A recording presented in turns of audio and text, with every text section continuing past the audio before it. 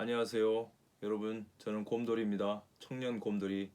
지난 영상에서 강의 영상에서는 키티님과 우리 프렌즈님이 나오셨는데, 이어서 제가 여러분과 함께 도덕 논증 세 영상을 통해서 도덕에 대해서 생각해 보겠습니다. 연역 논증과 기납 논증이 있었는데요, 그 논증을 통해서 도덕 논증, 윤리적 논증을 만들어냅니다.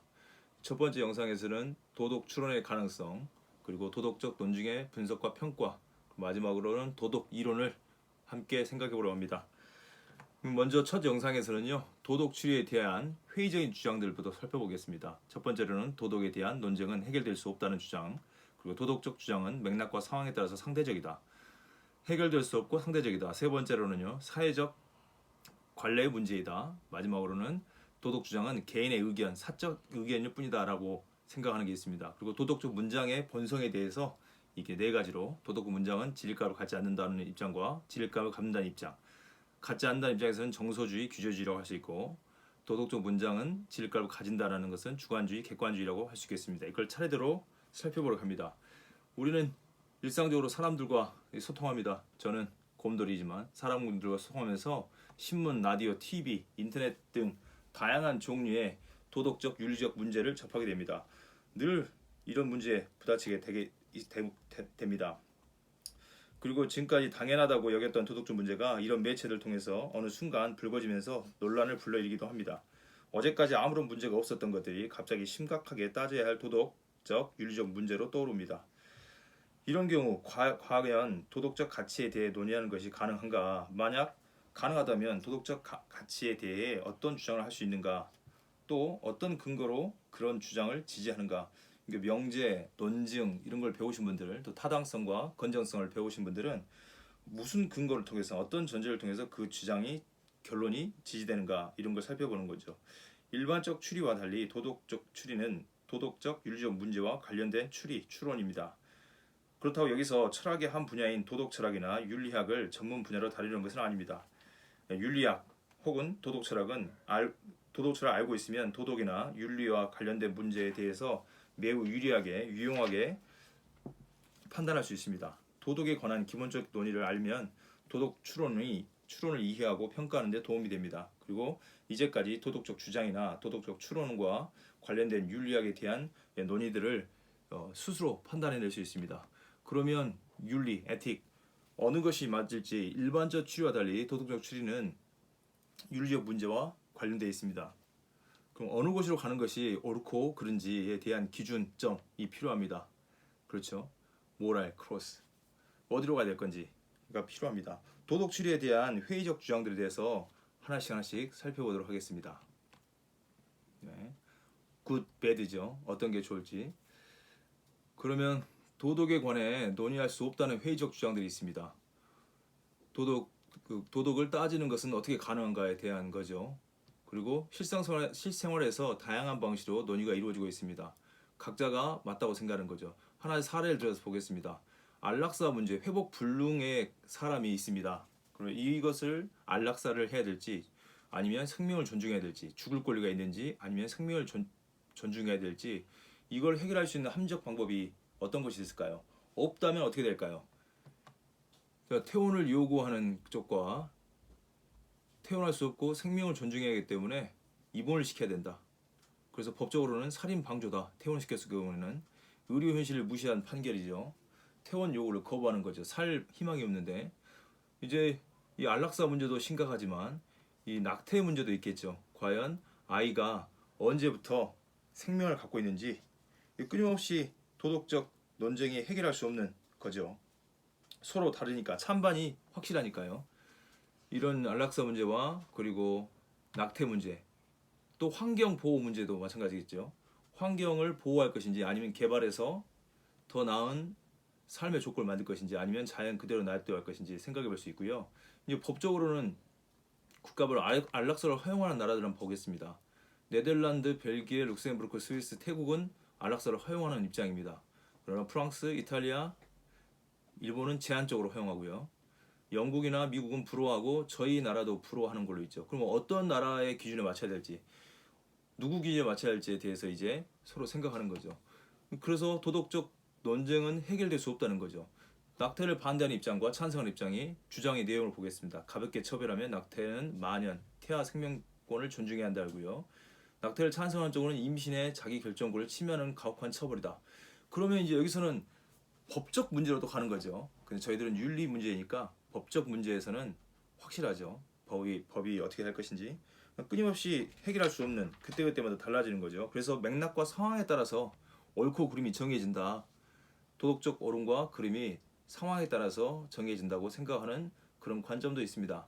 양심에 따라서 생각한 입장을 포기하거나 양보하면 비양심적인 것으로 비칠 것을 우려하게 그렇습니다. 그럼 노예 제도 같은 건 어떻습니까? 지금은 도덕적으로 노예를 허락하는 겁니까? 허락하지 않죠. 근데 예전에는 이렇게 노예들을 인간처럼 생각하지 않고 쇠사슬을 묶어서 사람을 쓰기도 했습니다. 근데 이런 것들 사소한 문제가 아니죠. 지금은요. 중대한 문제, 이를 논증을 통해서 도덕적 논쟁을 해결하고 해결해야 되는 거죠. 그 맥락과 상황에 따라서 상대적이라고 생각하는 분들도 있습니다. 사회는 다양한 사람들로 이루어져 있습니다. 그리고 사람들은 모두가 자기 자신만의 고유한 행동을 하면서 어떤 형태로든 갈등을 겪을 수밖에 없습니다. 따라서 이런 갈등을 피하고자 각 사회는 사람들의 행동 방식을 통제하는 규칙을 정하고 있습니다. 이런 규칙이 바로 그 사회의 도덕적 규약이라고 할 수 있습니다. 이런 도덕적 규약을 담은 글을 도덕 문장이라고 합니다. 이런 규약의 어떤 측면은 그 사회의 법적 체계에 반영되기도 하고 또 안 되기도 하죠. 그렇지만 도덕적 규약은 사회마다 다르다는 것을 방금 전에 살펴보았습니다. 이런 사실 때문에 어떤 사람들은 도덕 문장의 진리값을 상대적이라고 결론을 내립니다. 도덕적 규약은 사회마다 다르므로 도덕적 문장은 진리값이 없다라고 주장하는 거죠. 참이 아니다 할 수 있는 거죠. 남녀가 처음 만났을 때 악수하는 것은 어떻습니까? 잘못입니까? 잘못이 아닙니까? 요즘에는 코로나 때문에 악수하면 안 되는 거죠. 그전에는 가능했었는데 그때마다 맥락에 따라서 달라진다는 거 그럼 굉장히 상대적이라고 생각할 수 있지 않겠습니까? 그래서 이건 대립되는 거죠. 맥락과 상황에 따라서 상대적이다 하는 것이 사람들의 행동 방식을 통해서 이렇게 그때그때 달라진다. 도덕적 문장도. 그래서 도덕적 규약은 사회마다 다르므로 문장은 진리값이 없다라고 하는 거죠. 이렇게 악수를 했던 시대가 있었는데 지금은 악수를 할 수가 없죠. 주먹으로 이렇게 하는 겁니다. 그러면 코로나 있기 전까지 악수하는 것이 별 문제가 없었는데 지금은 악수하는 것을 옳은 행동으로 보지 않는 거죠. 그 참입니까? 거짓입니까? 이렇게 생각할 수 있는 거죠. 그러면 맥락에 따라 달라진다라고 하는 것이 그럴 수도 있겠네라고 생각되는 거죠. 현대 한국 사회에서 남녀가 처음 만났을 때 악수하는 것은 잘못이다. 지금은 남녀든 남남이든 여여든 조선시대 남녀가 처음 인사할 때 악수하는 것은 잘못이다. 그때는 악수를 할 수가 없는 거죠. 지금도 코로나 때문에 서로 사회적 거리를 두기로 하고 있기 때문에 지금 가까이 가는 것 마저도 윤리적으로 문제가 있다고 생각하고 마스크를 쓰고 다니는데 안 쓰고 다니는 분들을 폭행하는 일도 발생됩니다. 왜 안 쓰고 다니냐고. 그리고 어떤 기준이 확실한 거죠. 그래서 맥락과 상황에 따라 다르다. 지금 방금 말씀드린 것처럼 조선시대의 남녀가 처음 만났을 때는 악수하는 것은 잘못이었죠. 지금은 그렇고요. 그러면 어떤 것이 3일까? 맥락과 상황에 의존하는 도덕적 문장이 있다 하더라도 진리값을 정할 수가 있어야 되겠죠. 세 번째 보겠습니다. 도덕은 사회적 관례의 문제이다. 남녀가 처음 만나 인사할 때 악수하는 것은 잘못이다 할 때인데 한때 노예제도는 전 세계에서 있었던 사회주의입니다. 지금 그렇지 않습니다. 사회와 시대를 초월하여 받아들인 몇 가지 원리가 있습니다. 공통의 원리죠. 뭐 살인하지 말라, 도둑질하지 말라 이런 것들. 도덕의 근본 원리는 상대적이지 않다라고 또 말하는 이쪽 입장도 있습니다.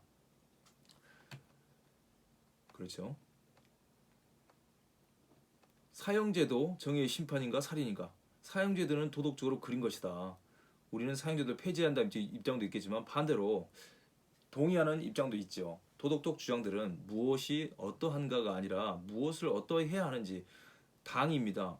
무엇을 해야 하는지 어떤 것을 해야 하지 않는지에 대한 당위의 문제, 사실의 문제라기보다는 당위의 문제라고 말할 수 있습니다. 당위는 규범성이라고 할 수 있겠죠. 강제력을 갖습니다. 도덕적 주장들은 무엇이 어떠한지에 대한 이야기가 아니고 당위의 문제, 이런 행동은 하면 안 된다, 이런 말은 해서는 안 된다, 이런 것들을 규정하는 문장들입니다. 그래서 도덕적 주장은 개인적인 의견일 뿐이라고 생각하는 사람들이 있습니다. 개인적인 의견, 사적 의견이고 별 볼 일 없는 주장이다. 그 증거에 의해 제대로 지지해진 믿음이 아니다.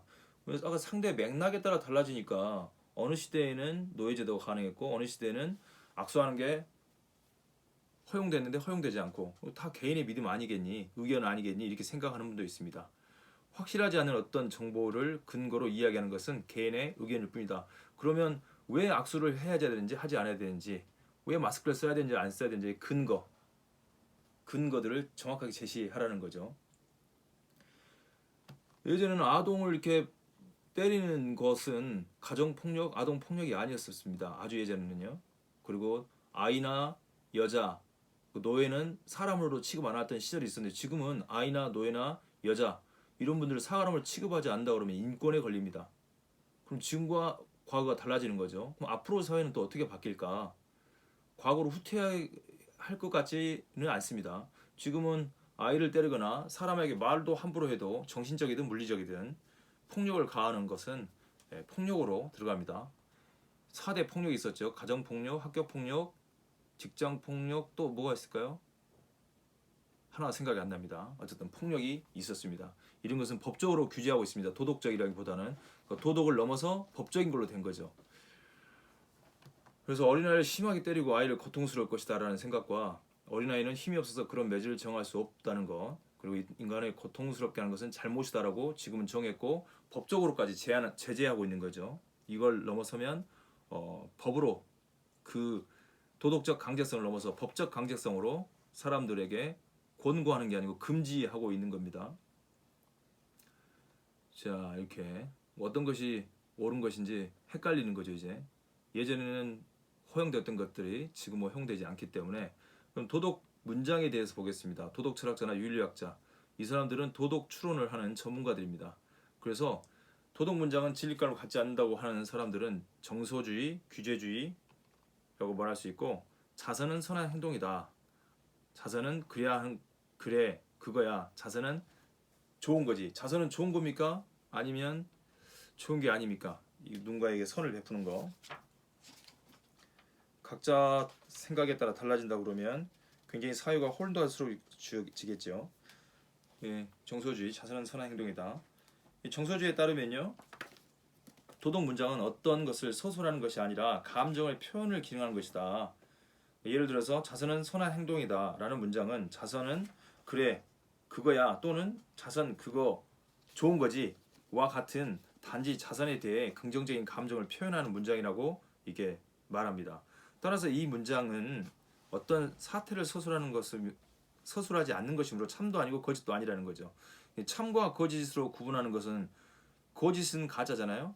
그리고 명제에서 참 할 때 참이면 진짜니까 반드시 따라야 되는 거거든요. 근데 참도 아니고 거짓도 아니니까 따를 필요가 없는 거죠. 그건 정서의 문제니까. 이미 앞서 참도 거짓도 아닌 문장들이 있다는 것을 보았습니다. 감탄문 여러분 뭐 의문문 다 참도 아니고 거짓도 아닌 거죠. 그래서 정서주자에 따르면 도덕적 문장은 겉으로 보기에는 어떤 사태를 서술한 것처럼 보이지만 실제로는 말하는 사람의 느낌을 표현하는 감탄문인 뿐이기 때문에 그걸 따라야 될 규범성, 강제성 이런 게 없다는 거죠. 따라서 이들은 도덕적 논증을 개진하는 것이 불가능하다는 입장을 취하고 있습니다. 정서주자들은요. 규제주자들은 도덕적 문장의 역할이 어떤 사태를 서술하는 것이 아니라고 본다는 점에서 정서주의와 동일하다고 할 수 있습니다. 그러나 규제주자들에게 도덕적 문장의 역할은 명명하는 것입니다. 예를 들어 자선을 베풀어야 한다는 문장은 어떤 사태를 서술하는 것이 아니라 자선을 베푸시오라는 명명문의 역할을 한다는 것이죠. 저기 정서주자들에게는 그냥 감정을 표현하는 문장이지만 규제주자에게는 명명문으로 보는 거죠. 정서주자는 이 감탄문으로 봤다면 규제주자는 명명문으로 보는 겁니다. 감탄문과 마찬가지로 이런 문장들은 진리값이 없으므로 논증을 구성하지 못한다고 생각합니다. 따라서 이 규제주자의 입장을 그대로 따르면 우리는 합당한 근거에 따라 도덕에 대해서 판단할 수 없게 됩니다. 그래서 많은 도덕 철학자들은 이와 같은 극단적 형태의 정서주의나 규제주의를 비판합니다. 이들의 입장은 우리의 일상적인 도덕적 경험과 동떨어지기 때문에 비판하는 것입니다. 일상생활에 나타나는 도덕적 경험을 살펴보면 어떤 도덕적 문제에 관한 판단에서 다른 사람과 의견에 일치하지 않을 때 우리는 합리적 근거를 서로 제시하면서 논쟁을 벌입니다.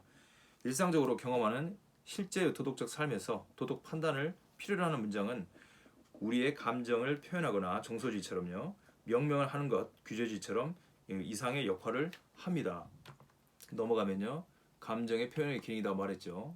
어떤 사태를 천도 아니고 거짓도 아니다. 따라서 도덕적 개진할 수 없다. 불가능하다 보고요. 이 규제주의는 도덕적 문장의 역할에 사태를 서술하는 것이 아니라 보고 정서주의와 동의를 하지만 이 문장이 명명하는 역할을 한다라고 자선을 베풀어야 한다. 자선을 베푸시오.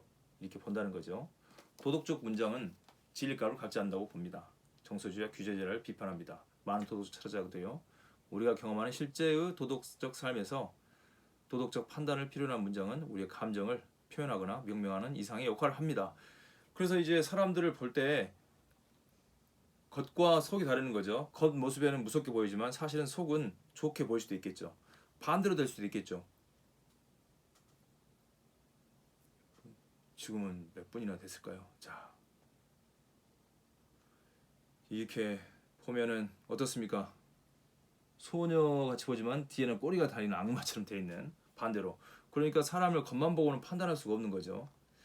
도덕적 문장의 진리치를 간다는 입장이 있습니다. 도덕적 문장의 진리값을 결정하는 것이 주관적 사태인지 객관적 사태인지에 따라서 주관주의와 객관주의, 이것을 다른 말로 하면 자연주의와 비자연주의로 나눌 수 있습니다.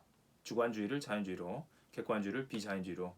자연주의는 도덕적 문장을 참 혹은 거짓으로 만드는 것이 자연적인 사태인 경우를 말한다고 할 수 있습니다. 비자연주의는 환원할 수 없는 독자적인 도덕의 영역으로 관한 경우를 말한다고 할 수 있습니다. 보면요, 문장을 진술하는 사람의 심리 상태가 진리값을 결정한다. 예를 들면 자선을 베푸는 것은 선한 일이다. 나는 자선을 베푸는 일에 대해 긍정적인 심리 상태에 있다. 행위를 선호하거나 좋아하는 것으로 여겨지는 거죠. 여기서 자, 그 다음 가보겠습니다. 이 정서주의나 규제주의와 달리 도덕적 문장은 진리값을 가진다고 주장하는 도덕 철학자들이 있는데 그 도덕 철학자들이 주관주의와 자연주의, 방금 객관주의라고 말씀드렸습니다. 이들은 도덕적 문장의 진리값을 결정하는 것이 주관적 사태라고 보는지 아니면 그것과 독립적인 객관적 사태라고 보는지에 따라서 다르게 나타납니다. 네, 그렇고요. 자연주의, 객관주의죠. 자연주의는 도덕적 문장을 참 또는 거짓으로 만드는 것이 자연적인 사태인 경우라고 판단하고요.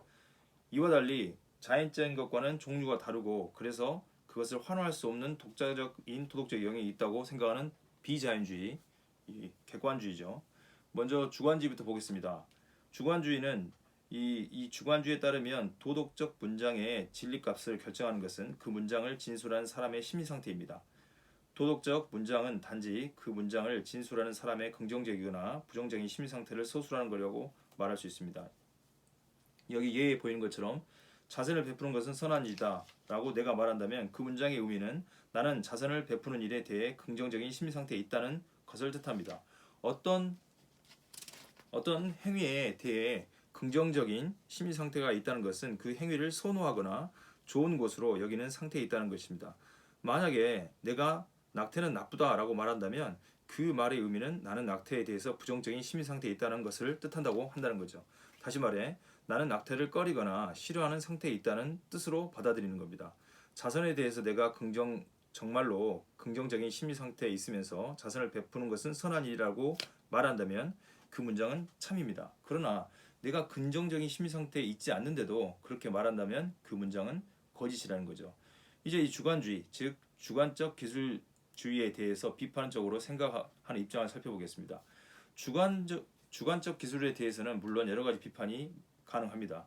궁극적으로 이에 관한 깊은 논의가 도움이 되겠지만 도덕적 추리를 위한 한 가지만 살펴보도록 하겠습니다. 사람을 해치는 것은 나쁘다라는 데에는 누구나 동의합니다. 그러나 어떤 이상 성격자는 사람을 해치는 것에 대해 긍정적인 심리 상태를 가질 수도 있습니다. 분명 특수한 경우이긴 하지만 바로 그 사람이 거짓말을 하지 않는다면 사람을 해치는 것은 좋다라고 말할 것입니다. 그렇다면 이 문장은 그 사람의 심리 상태를 있는 그대로 기술했기 때문에 참이라고 해야 할 것입니다. 그러면 상당히 심각한 문제가 발생하게 되겠죠. 참을 말했기 때문에요. 자기 안에 있는 것을. 이어서 방금 봤던 건데 제가 주관주의에 대한 비판을 방금 보았습니다. 사람을 해치는 것은 나쁘다. 그래서 동의하는 거죠. 행위를 선호하거나 좋은 것을 여기는 거예요. 그래서 마음속에 있는 것을 참으로 말했어요. 나는 사람을 해치는 것이 나쁘다라고 말했으니까 참이지 않습니까? 내 심리 상태가 똑같으니까. 그래서 이런 것은 사람을 해치는 것은 좋다라고 했으니까 참이 되는 거죠. 문제가 심각해지는 거죠. 그 다음에 객관지를 보겠습니다. 비자연주의. 좋다 나쁘다는 관찰과 과학적 방법, 설명이다. 관찰이나 과학적 방법을 통해서 자연적 속성으로 설명되거나 분석될 수 없는 고유한 속성, 다시 말해 도덕적인 직관 능력에 의해 파악된다는 거죠. 객관주의의 이 두 형태인 객관적 자연주의와 객관적 비자연주의도 나눠지는데 여기까지 넘어가겠습니다. 자, 지금까지 객관적 비자연주의에 따르면요, 도덕적 문장을 참이나 거짓으로 만드는 것은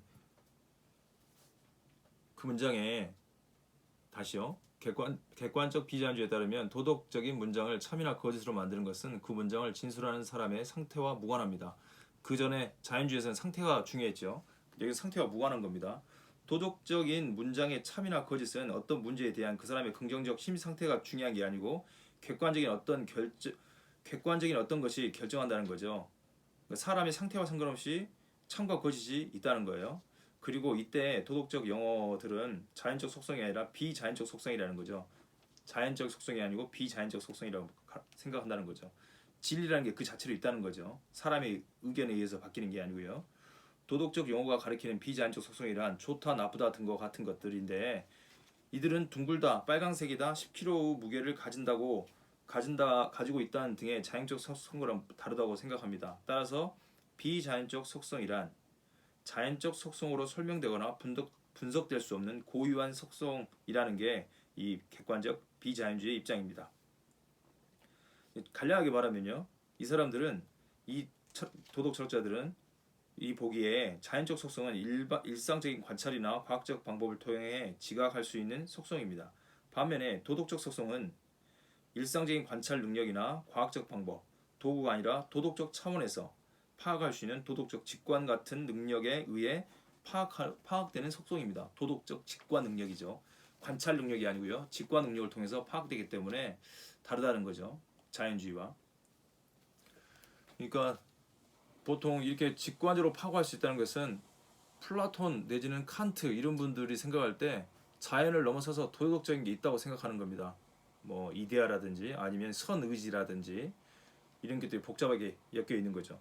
정리해서 말씀드리면 지금까지 살펴본 겁니다. 도덕 추리에 대한 회의적 입장들이 있다. 도덕에 대한 해결할 수 없다. 한쪽에서는 맥락과 상황에 따라서 상대적이다. 아니다. 관례의 문제다. 에이, 사적인 의견일 뿐이다. 라고 하는 부류가 있고요. 회의적인 입장이죠. 그리고 모든 도덕적 판단, 나는 사람을 좋아한다, 사람에게 선을 행해야 한다, 다 문장으로 되어 있지 않습니까? 이런 문장이 참이냐 거짓이냐, 아니다, 그 문장은 네 심리 상태일 뿐이다, 정서주의죠. 뭐뭐 해야 된다, 명령처럼 말하는 것도 있고요. 또 주관지와 객관지 이렇게 살펴봤습니다. 간략하게 살펴보았습니다.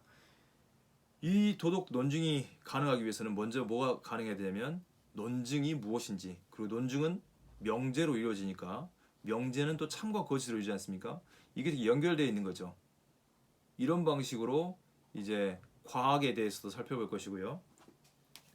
지금 윤리에 대해서, 도덕에 대해서 살펴보고 있는데 하나씩 살펴보는 겁니다. 이렇게 논리를 통해서 또 명제와 논증을 통해서 오류를 찾아낼 수도 있고 기존에 있는 여러 사회 현상, 특히 지금은 윤리적인 현상에 대해서 살펴본 겁니다. 이 다음에 이어서는 두 번째 영상에서는 지금은 도덕적 추리의 가능성에 대해서 살펴봤는데 가능하다, 가능하지 않다를 살펴봤고요. 가능하면 어떻게 가능한지에 대해서 살펴봤습니다. 다음 영상에는 도덕적 논증을 분석하고 평가하는 것에 대해서 살펴보고 마지막에서는 이 도덕 이론에 대해서 또 넓게 살펴보도록 하겠습니다. 여러분, 경청해 주셔서 정말 감사합니다. 수고하셨습니다.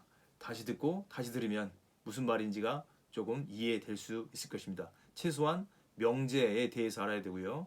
그 다음에 면제를 구성하는 논증, 전제와 결론, 그 다음에 연역 논증과 균합 논증, 그 이후에 이제 도덕 논증에 대해서 생각해 볼 수 있게 됩니다. 이걸 더 이해하고 싶은 분들은 영상을 찾아서 보시면 이해하는데 많은 도움이 될 겁니다. 감사합니다. 저 청년 곰돌이는 여기서 인사드리고 다음 영상에서 뵙겠습니다. 수고하셨습니다.